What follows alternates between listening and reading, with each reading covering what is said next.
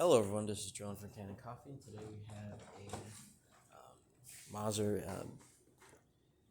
Super Jolly with us in the shop.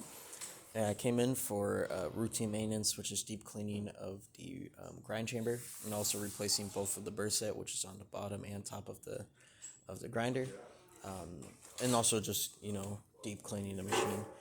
This one has a volumetric system for grinding coffee, so you see you have a single shot, which is programmable, double shot, and then of course your manual.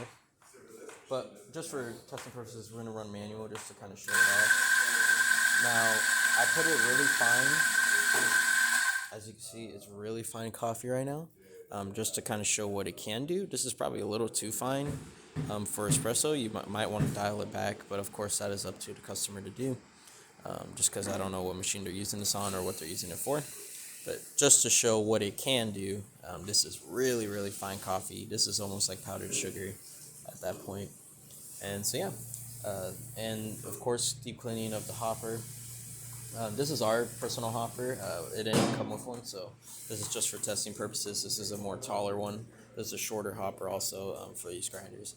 But yeah, I could kind of run the grinder for quite a while if I were to right now.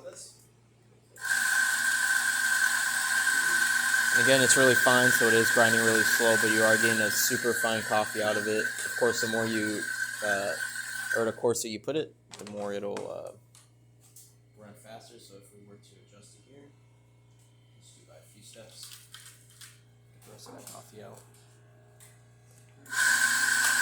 You'll see coffee start to come out a bit faster just because I made it coarser.